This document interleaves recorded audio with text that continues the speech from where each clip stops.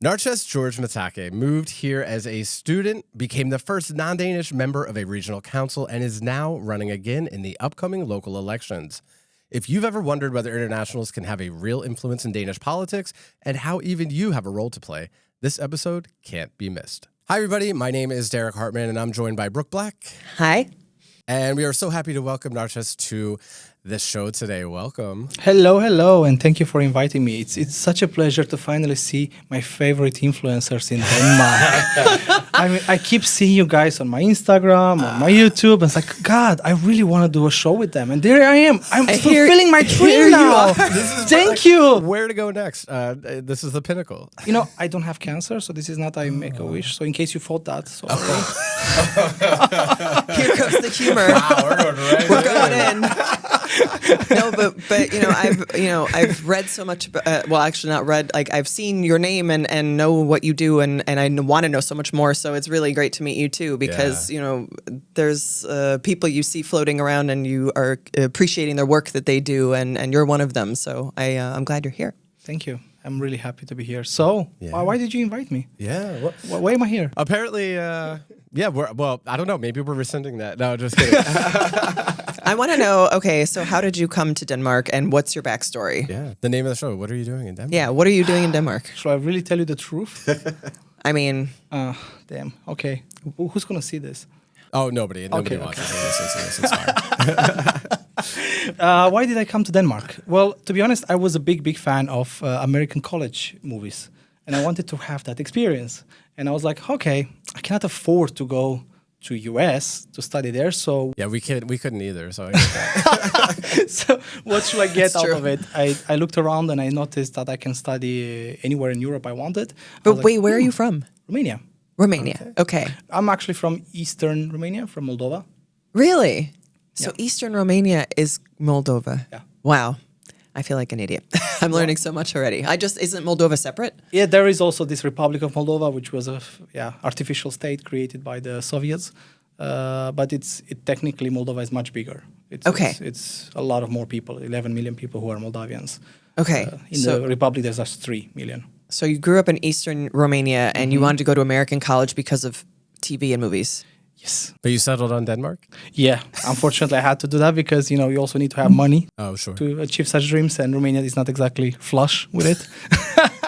So I had to look around, and I noticed that the studies in Denmark are free. I was like, wow, that's fucking awesome. As an EU yeah, of course. Sure. And then I was like, okay, what's the nearest place to my home that is free? Denmark. Really? Cool. There you go. There weren't other countries that had American universities that looked interesting that were also free in Europe? They are, just much further, like Norway, Sweden. Much further? That's much further than Denmark? Still. Because you're on the same land extra mass. hours. Right, okay. It's more further. I love the idea of proximity in like Europe, because we coming from the US, everything is an 8-hour drive away, and then you're in like 8 other countries by the time you get, and then you downsize. For me, I've been here 5 years, and now like 30 minutes does feel far. It used to just be nothing, But when I say American style, it's more like English-speaking universities. Got it, okay. Because, Germany had some programs, but from what I heard, you had to really learn German, and to be honest, life is too short to learn German. And then France will never be a English-speaking country, let's be honest. Right. They're too proud for that. So what else is left, right? I'm not going to go to another Eastern European country. What's the point? So where in Denmark did you go? Aalborg. Okay. Right there. So for English-speaking programs, the Nordics, I guess, would obviously be the best choice. That's the only choice. Yes. Now it's much more. Okay. To be honest, now there are English-speaking programs all over Europe. Oh, okay. Italy, Spain, France, Germany, everyone has them because everyone is fighting for talent in Europe. There's, let's just say, a hidden race where every EU member state tries to bring in from all over the continent the best talents they can get. So. Okay, so you arrived in Denmark to go to university. Was it the American university movie experience that you were? Yes. Yeah. No. Far from it. Unfortunately, no. Actually, that's, I was a young 18-year-old boy who really wanted to have fun. That was my idea of why I came here. But then life showed me the reality of things, and I realized that as an international student, second generation only in Denmark, we were before us, there was the first 100 that came. We were the second generation of international students in Denmark. We were 300, and afterwards just multiplied 2,000, And what 3,000, year was and this? so on. 2009. Wow. That was only the second generation. Only of the second generation of international international students in Denmark. And Wow. we knew each other. Imagine, I knew by name every other international student in town. We had big parties because we knew all of us, each other, right? There was a whole little society that we created because we didn't have much of a choice, to be honest. It was fun. It was a cool experience, but at the same time, there was also clarity that we were there as a business. It was many of the, let's just say, universities, as they were advertising themselves in Eastern Europe, they were actually university colleges, which technically they are just professional high schools, which in my life in Romania I will have never chosen such a place to study. But on paper, in English, they were called university college. So, yay! I guess it must be a university. No, it's not. Then you sign a contract, which is in Danish, which says very little. I noticed it actually. Very, very little under their name. Profession Højskole. It's like, what the hell does that mean? Doesn't matter. They just sign. You're excited. You're in a new country. Yay! Let's just do it. And then you find out when you graduate that you actually finished a professional bachelor, not even a normal bachelor. It's like, surprise, welcome to Denmark. So yes, that made me a bit annoyed. Obviously, I rectified that. I went afterwards to a normal university, but that was my arrival to Denmark. And I also noticed how in the same university, internationals were like unprioritized. So all the resources were going towards the Danish students, all the study trips, all the good teachers, all the equipment that they had access to was not available for us. It was just for them. And that really made me angry. That made me angry, and that made me want to run for student council. And then they told me, you want to run for student council, but you are not Danish. Yeah, and? But you're a student. I'm a student here. Okay, we're not used to this. What should we do? Wow. Yes. It was the early beginning. You have to understand. It was so different, guys, than what you have seen these days. Denmark was a different place in 2009. But it seems like you were still the same person, because this really seems like it resonates with who you are even today. Yeah. So it's interesting to see that from the beginning. Your origin from the beginning. Yeah, from the beginning, I was like, if I see something that's not okay, I will try to do something about it. I think that's kind of my life story. It's like, you see, I always try to break the glass, right? Yeah. Okay, there was never international in the student council. Fine, I will be that one. So you know? did it work out? No. First of all, they tried their best to stop me from running, because first they said, you're not citizen. I will run anyway. You cannot speak the language. I will run anyway. I was going to ask if I didn't know how quickly you would learn Danish also. That's not that fast. It takes years to learn Danish, let's be honest. Yes. So I was barely in my first year in Denmark. So in the end, they allowed me to run, but they did not encourage at all the international students to participate in the whole voting. So they didn't. So obviously I didn't have enough votes. And plus we were still a minority. We were 300. The Danish body was thousands. There was no way I can win. Even with all 300 internationals. Even with all 300 voting. So, but it opened their eyes, and it made them open up the process. So I noticed that after 2-3 years later, there was an international in the student council. So it happened. Wow. I just had to... You were paving the break way. the door. Yeah. Trailblazer. Wow. Guys, we're also here. Yeah. Please let us, be seen, be visible somehow. And that leads a lot into what you're doing today. So many people may know you as, maybe they don't know your name or associate your name with it, but they should, as Last Week in Denmark, of course. My favorite. Yeah. I feel smarter every time I read it. I'm like, I know what I'm doing. I live here. And then I read that and I'm like, I missed everything. So it's such a resource. So incredible. You'll be surprised. We also have even Danes who read it. We have a lot of Danes who read it, because there is actually not a Danish version of Last Week in Denmark. Yeah, that does it compiles all the interesting news from everywhere. Yeah. I mean, UK has The Week, for example, which is very popular. It gathers all the media from all the newspapers, right? And it provides this printed version that's weekly. I'm surprised Denmark doesn't have something like that. Well, can you tell, for anybody who may not be familiar, tell us a little bit about Last Week in Denmark and how that came to be? Obviously, there's a bit in between student council and there. Jesus, yeah. So feel free to start where you want, but for anybody that doesn't know, tell us a little bit about Last Week in Denmark. Yeah. Well, Last Week in Denmark is a weekly newsletter that's being published in 9 languages now. We had just added Ukrainian.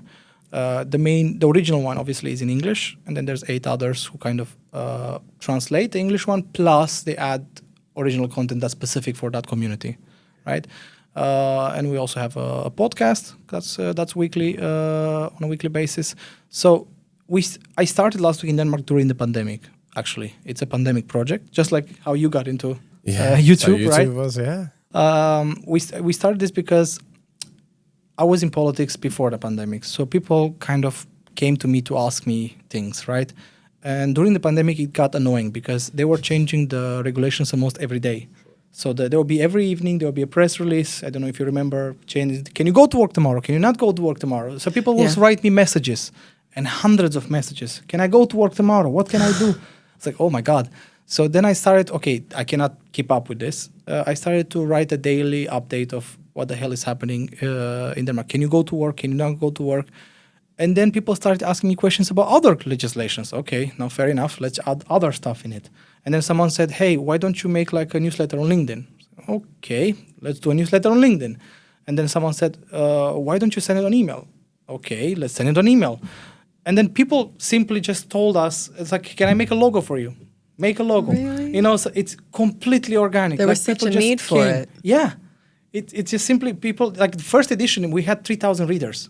Like first edition. Like it just, people just took it. So you filled a hole that was there, like waiting for somebody to... Even though there are other English publications in Denmark, I just feel like they needed something different to be on the market. And it exploded from there, right? Today we are the most read English publication in Denmark. We have 30,000 subscribers, but the actual readership is at 100,000 per month average. Unfortunately, a lot of people don't put their email. I do not know why to subscribe. So we can say we have 100,000 subscribers, but we cannot say that. They just prefer to just go to the Substack. Interesting. Read it and I feel like I need it to just come to me.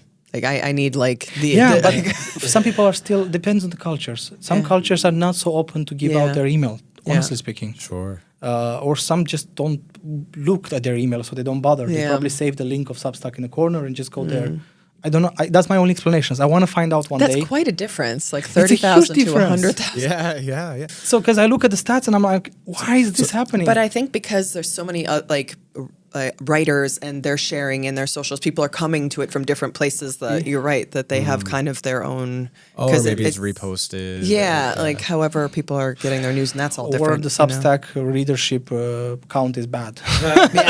Yeah. I don't know. Let's just say it is. Yeah. Well, at least even with 30,000, we're still number one in terms of English content. I also love that it's in eight other languages. 8 other languages, yeah. That's really impressive. And we'll put the links in the show notes and description as well, so that people who haven't found you yet can. And how many volunteers do you have? Well, we have around 100 volunteers. I to be honest, I don't know exactly. I don't keep a complete track of who is a volunteer and who is not. We have a very decentralized, laissez-faire system, you can say, in our organization, where we have people running their own territory, like they are lords over it. There is not like a place where they have to tell me everything they do. I think I barely speak with them maybe once in a month, if we speak once in a month, because we do this in our free time. I do this in the evenings. Every evening I sit and write after I put my daughter to sleep. And what's your day job?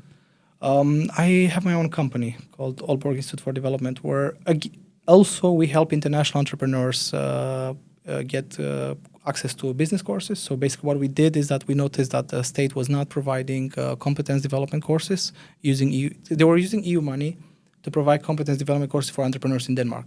But they're forced by EU rules to not make those just for the Danish speakers. So we noticed that little thing and so we reminded them, hey guys, you also need to make English content, right? At least. Never mind to tell you that there's other languages out there. And they were like, okay. So they had to, because of us, they had to make calls for English content. We were the only ones basically creating English content. So we were like, well, we told you to do it. We're also applying for it. That's how life is. Wow. So we kind of created our own. It's another like door you broke down. That's just like, hey, like to even know that this, there was a right to it and that didn't exist. There's so many directions we can make progress, and I'm just one person. Yeah. And progress is slow. Progress is slow. I can only do so much. Yeah. And that's why I'm hoping every time I get a chance to seed in the head of a person, hey, what if you try to do something for internationals as a whole? Something in any direction, in any field, in any, there's so many things that can be accomplished. Politically speaking, right? We have 98 municipalities. There has not been even, besides the municipality of Samso, where we had a Dutch mayor. Yes. Wait, Samso has a Dutch mayor? Yeah. Has a Dutch mayor, exactly. Love it. Besides that, no other municipality ever had even one city councilman, which is international, in history. None. That's crazy. So you understand, there is 97 now, 97 municipalities where you can make history. Yeah. Yeah. I was the first one elected in the region of North Denmark. All the other regions are still up for grabs to make history, guys. You were the first one. How did you do that? I was in politics since 2012 in Denmark, many, many years. In 2017, they told me that, hey, you've been a while here, you have helped all these other, because I was a campaign manager on a local level, on a national level, on a European level. I was even a spin doctor for a minister. I cannot say more than that for who and what they do there, but it was fun. Imagine a non-Danish speaker working as a spin doctor. All right. Absolutely. That's super impressive. Yeah, it was fun. Believe me, I loved the world of politics from the underground side of it. But at the same time, they told me, I think it's time for you to also run, stand up for elections. Not because I was international, they didn't see it from that angle. It's just simply because you've been so many years in the party, it's your time to stand up and maybe bring some new votes in. Because in 2013, when I ran for the first time, when I supported a candidate to run with international votes, was 2013. And then they noticed that this voting group exists. And then they were like, okay, last time we had a Danish guy trying to get those votes. What if we get an international guy to get those votes? Maybe even more of them will come and vote for our party. Because look at the numbers at the local elections, right? It's hundreds that can make a difference between getting an extra seat or not. Yeah. Right. So every single vote really counts on the local level. That's what's nice about it. Yeah. I mean, there's not a big margin. I mean, you're talking about one train full of people is all you need can make to a difference. Get, to sway an election one way or the other. Yeah. So that was your foray into exactly. So that's how I got into it, into being the candidate and not the person behind other candidates. And then I just continued. I didn't run again for regional council because they changed the rules. They made the regional council smaller. There used to be 41 seats. Now there's 21 seats. Why? Do you know why they did that? They're trying to make it more efficient. So they're trying to spend less money on the different government levels. So they made 4 regions instead of 5. So they united 2 regions because they also feel like, for example, in the capital region, right? They deal with healthcare. So most doctors will want to be in Copenhagen. They don't want to go and work in Roskilde, right? So by uniting the 2 regions together, now they can force doctors to be in Roskilde and all the other areas as region East Denmark. That's just one explanation. There's many other small reasons. But that's a good thing, right? Yes and no. It is if you live in Copenhagen, it might be more difficult to get a doctor. For the doctors, no. It's fine. What happened here in East Denmark, now it's called East Denmark. Instead of the capital region, instead of right? the capital region. What happened here is fine, but what they made wrong is that they cut down the number of seats to 21. So which means now to get elected in there, you need thousands of votes, personal votes. We're talking now like almost presidential level election in Denmark. You need to run a much more extensive level, like national level election. So that's only 21 seats representing all of Sjælland and Bornholm. Yeah. Oh, That's not a lot of people. No. So imagine you need, like here in East Denmark, you probably need at least 20,000 personal votes to get in. And sorry, when did they change it from head region to East Denmark? It will happen now from 2026.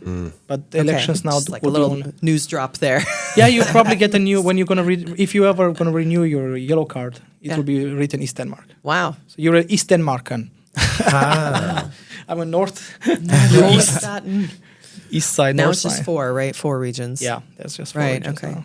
See, I'm learning so much. Yeah, Thanks so much for there's- being here. There's so much Yeah. to Feeling like to I talk actually about live it. here. Well, it's you mentioned the elections coming up this year and your role there in politics. Tell us a little bit about what we should look for from you in November. I'm Yes, running you for city council this time in Aalborg because, as I said, it became way too difficult for the region. And to be honest, I don't feel confident that I can gather that many personal votes on a regional level. So I decided to go for Aalborg. In the end, it's fine. I always seen myself as a local patriot. I really like, and whenever I could, I traveled a lot in my 20s abroad to many sort of conferences, seminars, youth leader summits and whatnot.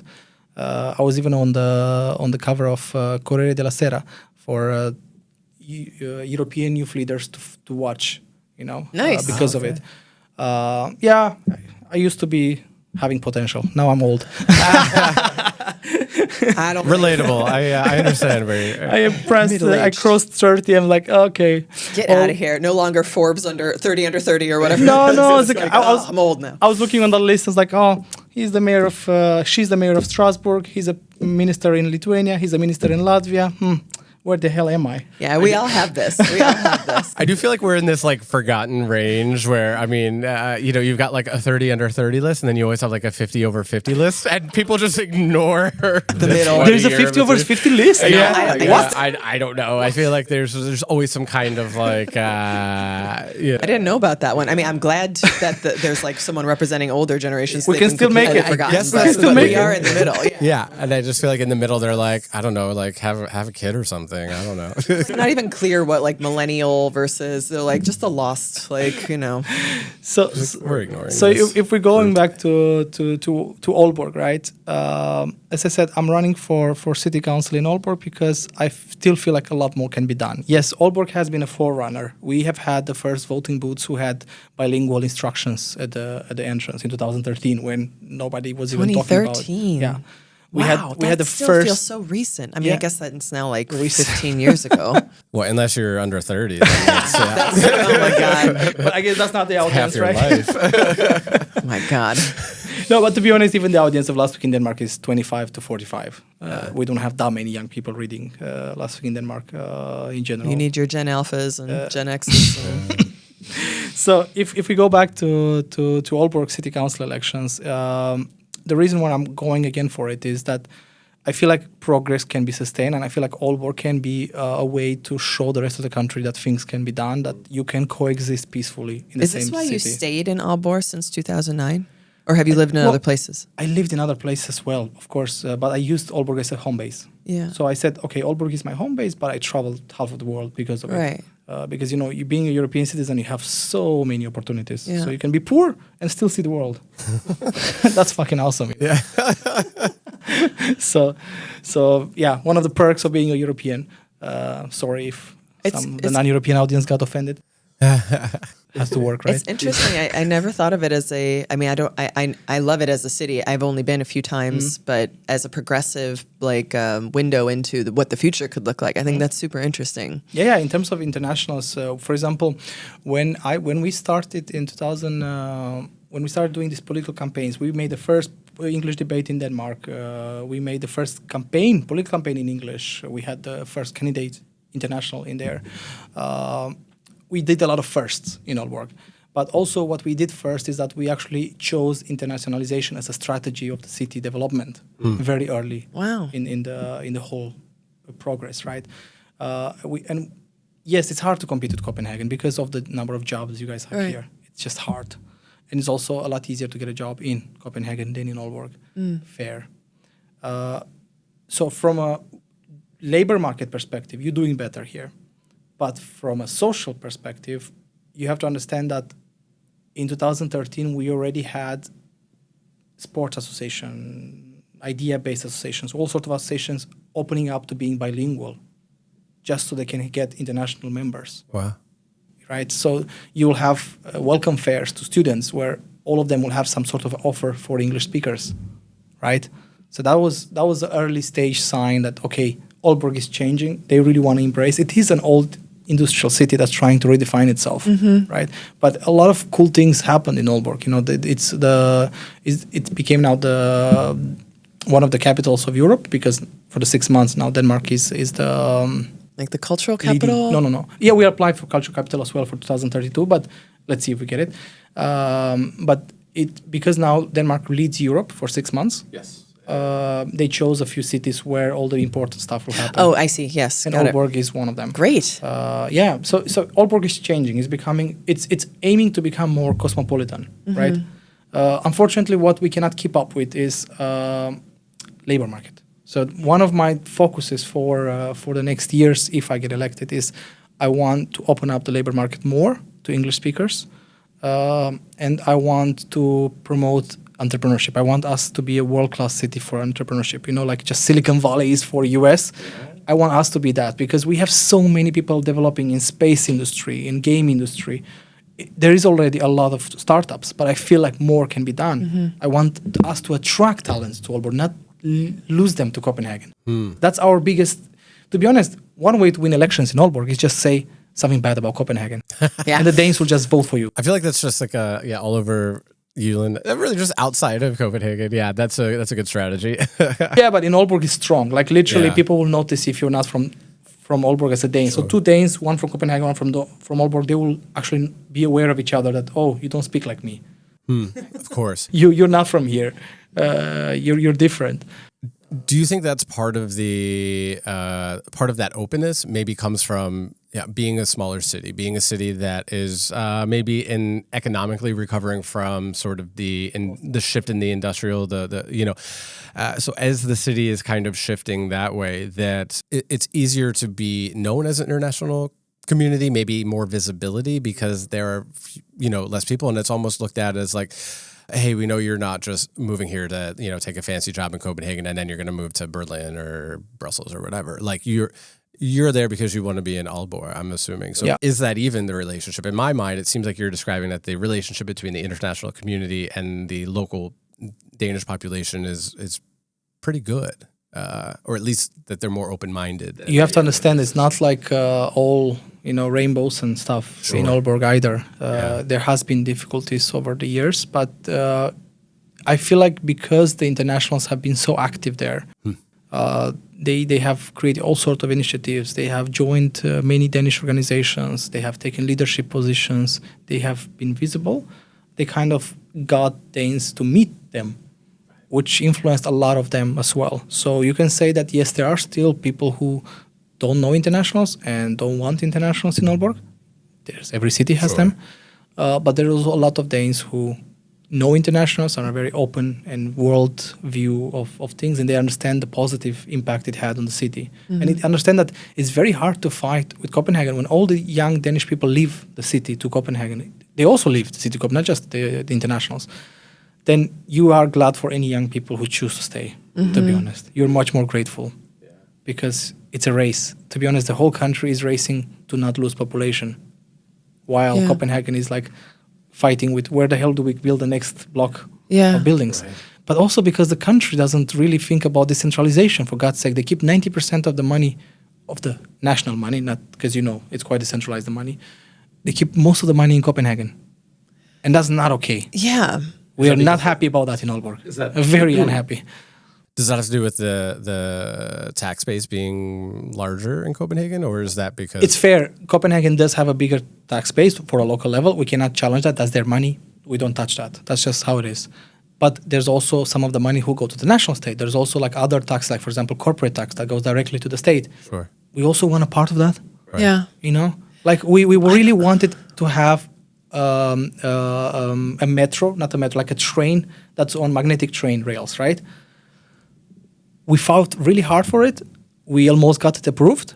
But then the national level said, you know what, you're just Aalborg. Why the hell do you need a light rail train? I don't get why this is, and I don't know enough about it. Like, why is there so much, it's so uneven, and there's the whole outer part of the country that it has buildings falling apart and, there is no local doctor there or anything like that. So, I mean, I can't just be like, well, why can't you distribute the wealth more evenly, But, I mean, what is, because you know more, like, why does this happen? Like, why do you think this is happening? doing, and can you make any change if you get elected at your position? This is a very national level issue. Yeah. We're talking because you have three levels, right? Level 1, your own resources. Every municipality has the local taxes. If you're lucky enough to have a strong base of workers who live with the address in that municipality, you're lucky. Good. You have already a good income. Then there is this thing called equalization fund, where the state tries to distribute a little bit of the money from some of the more rich municipalities to the very poor ones who have maybe, for example, the island municipalities. They really need extra money. Yeah. Otherwise, they cannot keep the same level of welfare or the same costs. So they redistribute some of the money there. And then there's the national investments, right? Each ministry has its own budget where they decide, for example, Ministry of Transport, right? They have a large budget of investments and they decide where to repair, where to build, where to prioritize, right? And then there's a question of influence, Some local politicians are better at convincing the national level than others. And it's fair. Yes, we lose all our political talent to Copenhagen early stage. They go to Copenhagen because they feel like this is where you have to be. So it will be hard for us to come from Aalborg and have strong political voices that can represent us on the national stage. Even the prime minister is from Aalborg, right? She's from Aalborg. Right. But did something change from Aalborg? No. So you're running for, what is the position you're running for in November? City councilman. City council. But you also posted about the goal of becoming the Minister for Integration and Foreigners in Denmark in the next 10 years. God, I hate that word. Is this too long of a title? No, for the foreigners. I just feel like we really need to just put it in a box and burn it. I find it strange. I mean, this is a bit of a tangent, but Lapland is like in Finland is actually like a term for foreign people. It's not an indigenous term. So like it's still called Lapland, but it's like it means foreigner, and it's offensive to indigenous people. Jesus, okay, to I did not people know up in Finland. I really did not. Because it's literally not what they are. Yeah, it's pretty wild. It's like we were there first. We're natives. Foreigner to who? It's outside our country, So I just learned that the other day because it's used everywhere and in tourism and everything. But I mean, I understand why the word is triggering. I feel like we're past the times when, yes, I understand that after the Westphalian world was created and the nation states were created, you had to make a difference between people who were part of the national ethos and people who were not. But I feel like we are so much more fluid today that it's almost impossible for any nation state to say, yes, we have a national ethos, all the people look in this way, all the people believe in this, and all the people have this similar shared traits. We are moving away from that. All the states in the world will become multicultural at some point if you're not there already. That's just the reality of things. We are moving. We are in a constant move. Things are becoming more fluid, so we have to be prepared for such a world ourselves, right? We need to be able to understand that we need to coexist while we all have different traits, we look different, we even speak different languages, we act differently in different situations. So we have to get used to that. That's the new reality, right? So then we have to change the way we see ourselves, because if we see ourselves as foreigners, then you see yourself as an outsider, someone who has to really work hard to belong. But if you see yourself as an international, you're someone who is a hybrid. You have maybe lived in 1 or 2 or 3 countries. You have been exposed to all those cultures. Even if you go back home, you'll still not feel the same anymore, because you are evolved. You have evolved into a hybrid. You're something else. You're someone who belongs to multiple cultures now, right? And you should be proud of that, right? You are an evolved human being. And more people should try to become internationals. There's also the Danes who return after many years abroad. They're also internationals. Yeah. And they face a lot of the same challenges that we do. Yeah. Like reintegration is tough for even quite some of the a few legal things. I mean, there's things if you're gone a particular period of time, you may have to reapply for different levels of entitlements here. Yeah. So, but they are in the same situation as us. That's why I'm saying like international is a term of pride. Yeah. You should take pride in the fact that you're someone that has evolved, has been influenced by many cultures, that you're able to coexist. Because basically being an international means you can coexist with others who are not the same like you. Can I ask the title then? Does this position exist, and you're looking Which to fill position? it, or the Minister for Integration and Yeah. Foreigners? Okay, That's so- a real Yeah. minister At the national level. at the national level. and yeah. it's not because it's not a title you would pick, but that's No, what I you're would like going to. for. One thing I would like to do if I ever achieve this goal is that I would like to rename it to Ministry of Internationals, or at least create That would be a great first goal. a different ministry called Ministry of Internationals, and maybe make that one as Ministry of Immigration. It sounds because- antiquated. To be honest, the only thing it does is it tries to limit as much as possible who can come here. It tries to make it as hard as possible to become a citizen, and it tries to ensure to try. Okay, you no longer belong here. Get the hell out. So they focus so much on that they forget that their point of service is to make sure that the people who are not Danish, who come from abroad, can become part of society. They forget that task. Right. Because they focus so much on limitations, on kicking people out.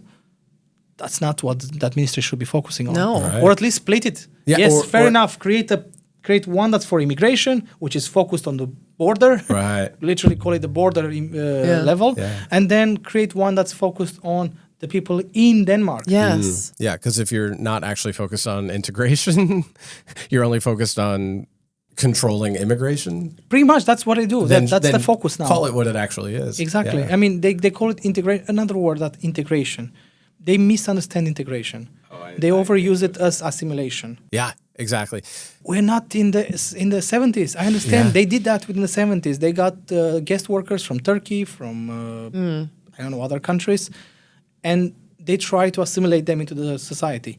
They failed, obviously, because now second generation of people born in Denmark, they don't see themselves as Danish, and they don't see themselves as belonging here, which is sad to be born here and not belong here. Yeah. That's another level, I would say.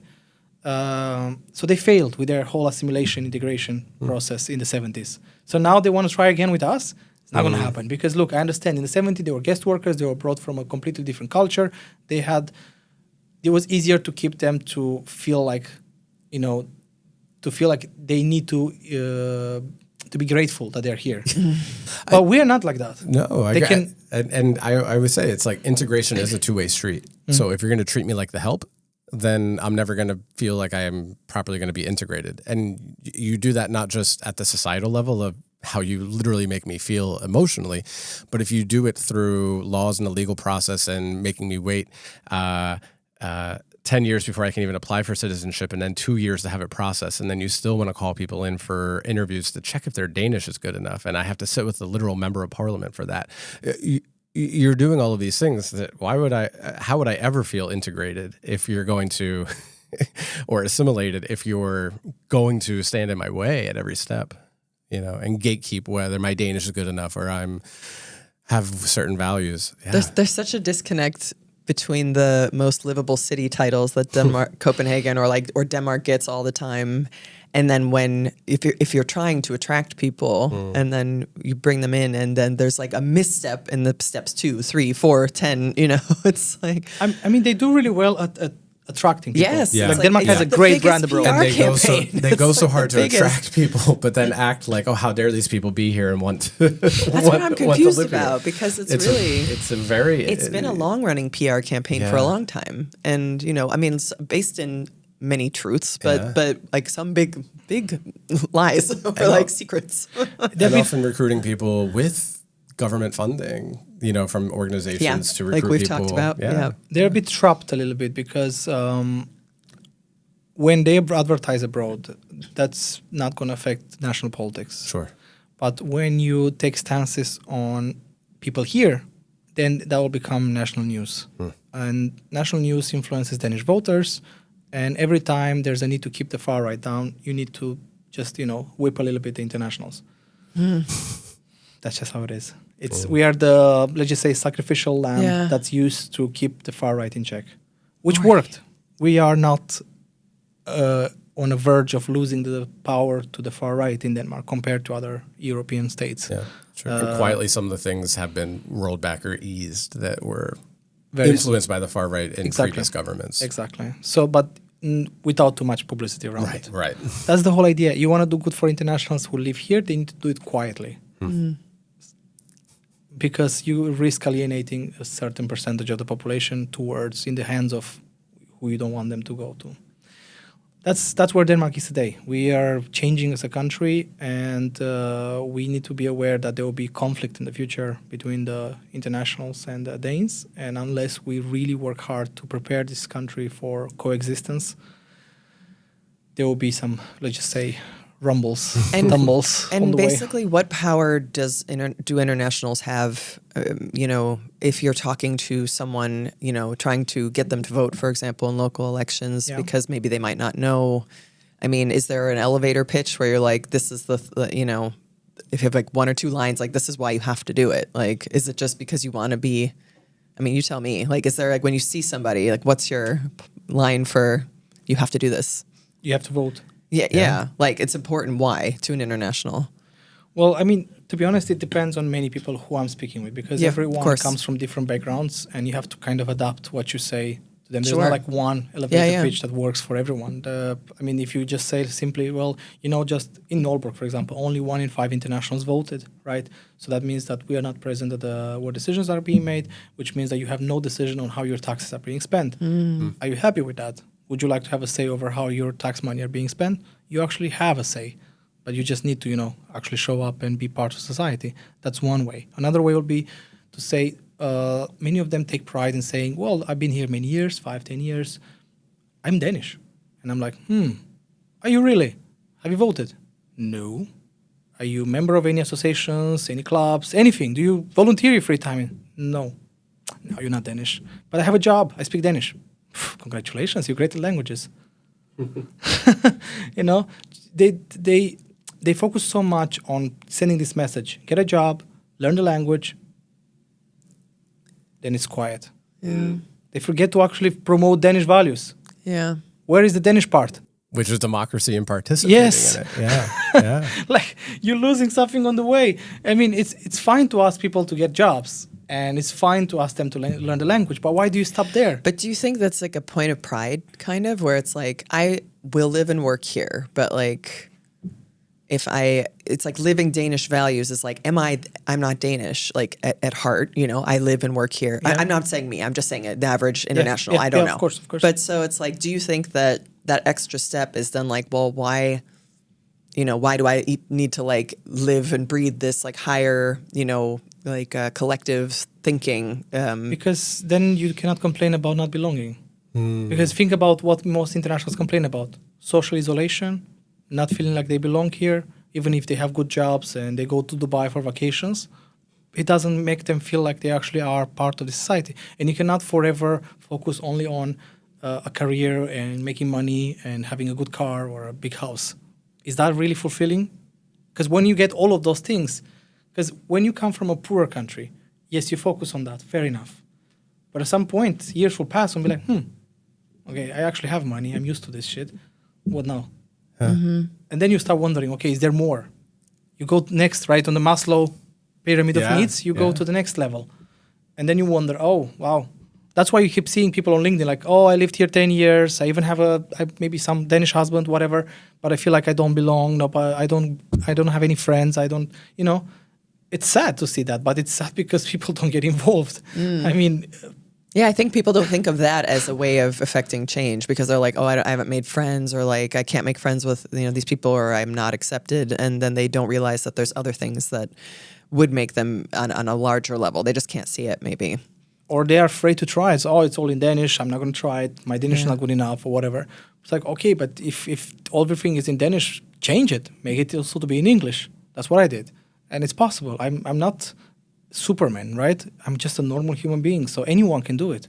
It might also be, with internationals, so many move in and out or aren't sure if they're staying, or like if you're married in, maybe it makes sense that we're staying for a while. But so that's also, there's so many factors because everyone has such a different story that I feel like it's tough to unite everybody. And that's why you say you have to have different pitches for everyone. Yeah. So, I mean, that's a big job, to go through each community and be like, all right, what is it that is meaningful for you? And, As long as we build some sort of a common, let's just say, it will be impossible to unite all 600,000 that are today in Denmark internationals. That's just unrealistic. Let's be honest. Some of them have preferred to assimilate, so they pretend like they're completely Danish. Some of them have created their own little national bubbles where they only speak their national language, and maybe one person speaks Danish that represents all the others. And then there's the middle, the rest of us, who are having both Danish and international friends, where we are world citizens, you can say, right? I think we need to unite, because we need to create like the nerve, the central nerve of the international community. It needs to exist. It needs to be run by someone. So it needs to be run by us. Because once 10% or 5% of us get involved, organize, already we can do a lot, because you can get the rest to at least participate. Yes, maybe they don't want to be too involved, but at least they'll show up to vote. That's a great first step.